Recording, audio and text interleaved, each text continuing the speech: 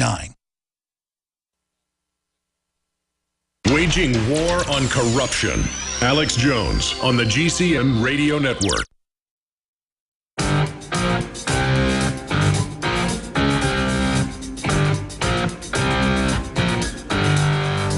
Leading a frontal assault on the lies of the New World Order. It's Alex Jones on the GCN Radio Network. Welcome to the Alex Jones Show. It's Sunday, April 6, 2014. I'm David Knight. I'll be your host today, but Alex is going to be joining us with a special report in the next segment. He's also going to have an interview that we had earlier this week. Highlights from his interview with Ron Paul. It's one of the best interviews I've ever heard with Ron Paul. It's going to be talking about, of course, geopolitics, the Ukraine. What's going to happen to the people of Ukraine? How does that fit into a reasonable foreign policy? As well as the future of Rand Paul, a whole variety of issues that Alex Jones discusses with Ron Paul. Again, that's going to be in the second hour of the show. And we've got a lot of news today. We're going to be taking your calls. Some amazing news just broke the last couple of days. It turns out that the State Department under Hillary Clinton misplaced $6 billion. Gee, who'd have thought? That's billion with a B. She's now wants to run for president. I guess that qualifies you. I mean, if you're that, is it dishonesty or is it incompetence? I don't know. But apparently neither one would disqualify her from running. She's the Democrats' front runner. But it's not just the Democrats. We see the GOP whoring itself out for sale to Sheldon Adelson. It's not just the little Sheldon Adelson caucus that happened about a week and a half ago, where you had Jeb Bush and Chris Christie and a couple of other governors went out and sucked up to Sheldon in Las Vegas. But now he's pretty much demanding that the GOP hold their convention there. And he's got a lot of clout. He gave $100 million to the GOP in the 2012 presidential elections, just for his presidential elections. What does that kind of stuff buy you? Well, it buys you bans against your competitors. See, Sheldon Adelson is trying to get online gaming canceled, and he's got a lot of help, not just from Republicans, of course, but from Democrats, too. Remember, Harry Reid is from Nevada, and it was a bipartisan bill that was introduced in, I think, both houses already to try to outlaw online gambling because, you know, they could be very competitive to Sheldon Adelson. He wants people to come to Vegas. He wants them to go to his casinos. That's a much more profitable thing for him. Of course, if somebody doesn't have that kind of overhead and you don't have the money to travel, you might just start gambling and doing that online. That would be a lot of competition for him. And, you know, we see that pattern over and over again. We see that happening. There's another story from Reason Magazine today we're going to be talking about where in Florida, for example, they're going to outlaw craft breweries. That's right. If you want to brew beer in Florida, you're going to have to run that through a distributor first. So if you've got a small restaurant that's brewing beer, you're going to need to sell that to a distributor, then buy it back from that distributor to sell it in your restaurant, because that's what the big guys want. Similar to what's going on in New Jersey, of course, where you see the Automobile Dealers Association trying to shut out Tesla because they don't use automobile dealers. They sell directly. So we see over and over again, this is a pattern, whatever industry it is, the big guys come in and they control it because they want something out of government. So we're going to be talking about that. We're also going to be talking about Captain America. I saw it yesterday. It's amazing. It's great. You need to see that whether you're looking at it for the politics or whether you're looking at it as filmmaking or just looking at it as entertainment. It's a fantastic movie on all three fronts. No spoilers. I'm not going to give anything away. We'll talk a little bit about the article that was up on Drudge about what the director said, what his intentions were, and how he incorporated all of the civil liberties issues that are on the front burner get incorporated into this movie. And folks, that's really a powerful thing. When you see these issues, we talk about it on the news all the time, and we will cover it in documentaries, show what happens to people. But when you see it in a dramatic narrative, that really can wake people up. A very, very powerful film. I hope that you go see it. I hope you take some friends who maybe don't really appreciate where the police state, where the surveillance state is leading us and the danger of that. That's a great film. And we'll talk a little bit about that. Also, we're going to have a clip of some creepy, predictive things about technology and the police state from 2007. Brian Williams and NBC ran this piece back in 2007 talking about what life was going to be like in 2017. And all the things that you and I don't like, if you don't like the police state as much as I don't like it, are there. So we're going to be having that. That's something that's kind of been in the background, but stay tuned. We're going to be right back. From the water table to our soils to the atmosphere itself, our world is becoming more and more toxic each and every day. But it's not just the air outside that's toxic. Indoor air has been shown to have 2 to 5 times higher concentrations of pollutants than even outdoor air. And most Americans spend 90% of their time inside using toxic chemicals within their homes. There are more than 42 million smokers in the United States. Well over 1,000 types of mold and mildew linked to numerous conditions. And don't forget the fact that 6 million Americans live with pets they're allergic to as well. When I began to research these statistics, it was clear to me it was time to start cleansing my lungs in order to combat the toxic environment that we cannot escape, but that we can fight back against. Made with organic and wild cultivated herbs and manufactured in the USA, the new InfoWars Life Lung Cleanse is here in a convenient spray bottle that can be brought with you throughout any toxic environment. Now available exclusively at InfoWarsLife.com or by calling toll-free 888-253-3139. The earth, riches, and wisdom. So we have even right there. What's his name? This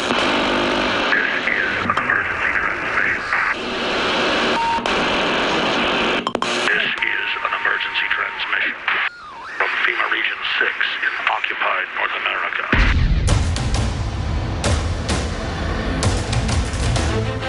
There is a war. It's happening now. It will decide the fate of humanity. The time to choose sides has come. We are the resistance. We are the InfoWar. Welcome back to the Alex Jones Show. I'm David Knight on this Sunday, April 6, 2014. Now, this week, we had a tragic shooting again at Fort Hood. About 20 people were shot in a period of only about 10 minutes. And, of course, we had a couple of reporters go up there, Kit Daniels and Jakari Jackson, to the press conference. They asked the general who was giving the press conference, they asked him how long it took for people to respond, because that's one of the issues. Should people be armed there? But the other big issue that nobody else was asking either was he on an SSRI drug? Because this has been the common link in all of the mass shootings. And the answer was yes. And Alex Jones has more information on that right now.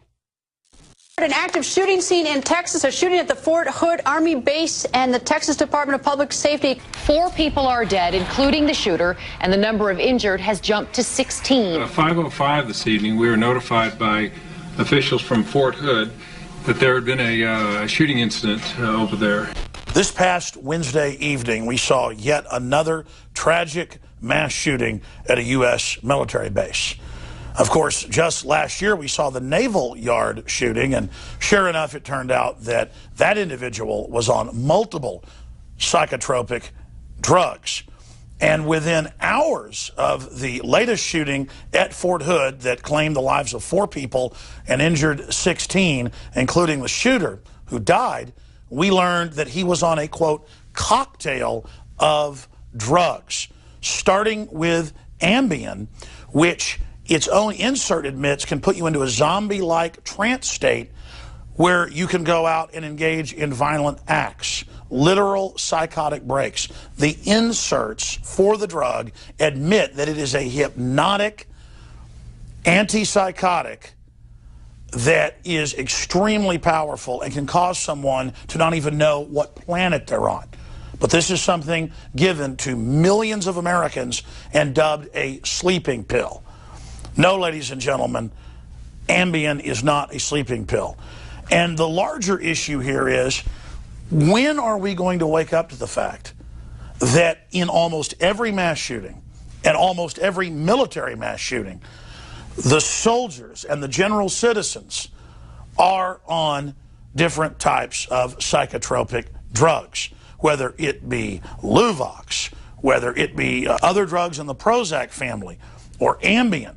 All of these drugs, own inserts admit it increases suicide, causes megalomania, causes people to go on psychotic rampages, causes people to black out and not know who they are. And the bigger issue here is it's getting worse, because we have a record number of 22 servicemen and women committing suicide every single day in this country. Suicide deaths outnumber combat deaths now for 4 years running. The number of suicides that we're now seeing in the military are 7+ fold the previous record at the end of the Vietnam War in 1975. This is an epidemic. And the system's answer is to throw more pills at the troops whose own inserts say causes you to have increased suicide.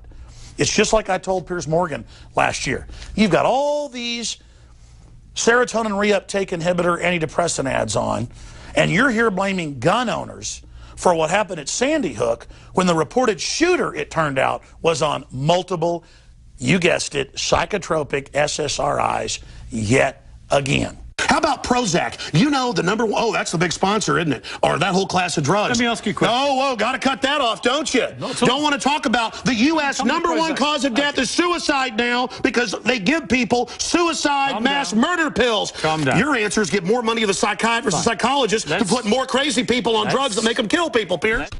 You take some video game head obsessed with shoot-'em-up games, you put them on drugs that put them in a trance state, what do you think's going to happen? Same thing with soldiers.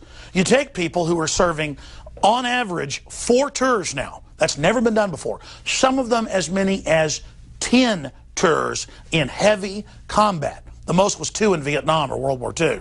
And then you put them when they're upset and depressed on hardcore drugs that whack them out of their minds.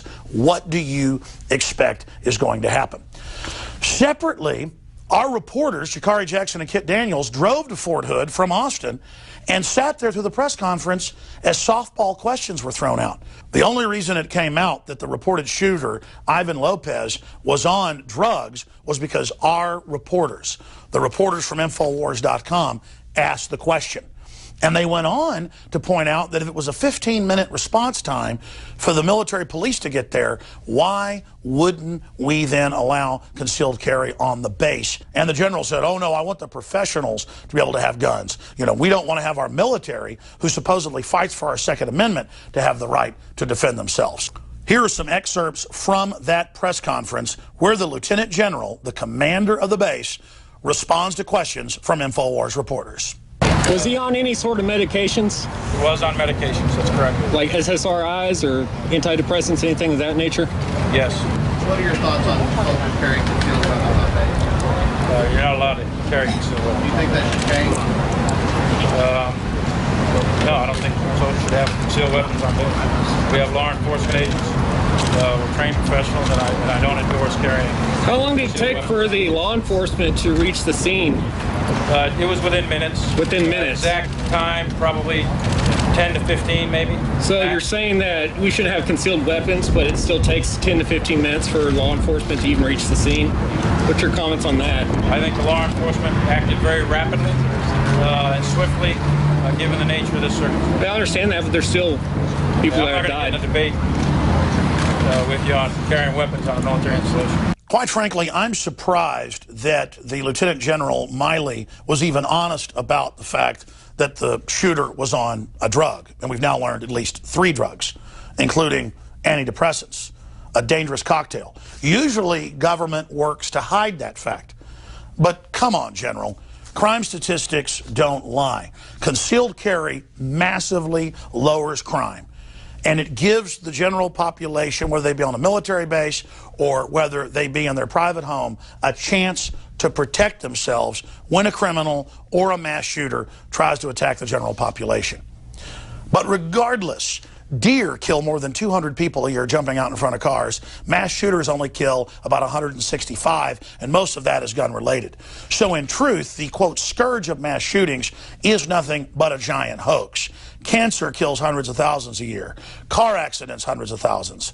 Drug-resistant strep kills hundreds of thousands. Guns used in mass shootings kill less than 200. And the truth is, the FBI's own crime statistics show it. Violent crime is down 51% since 1992, directly because of increased gun ownership and concealed carry nationwide. It's time to really start caring about our military and not making them serve 5, 6, 7, 8, 9, 10 tours. It's time to give them the real counseling and the love and support they need, not hop them up on a bunch of drugs so you can later declare them mentally ill and strip them of their Second Amendment. Because that's the real agenda here of abusing our military.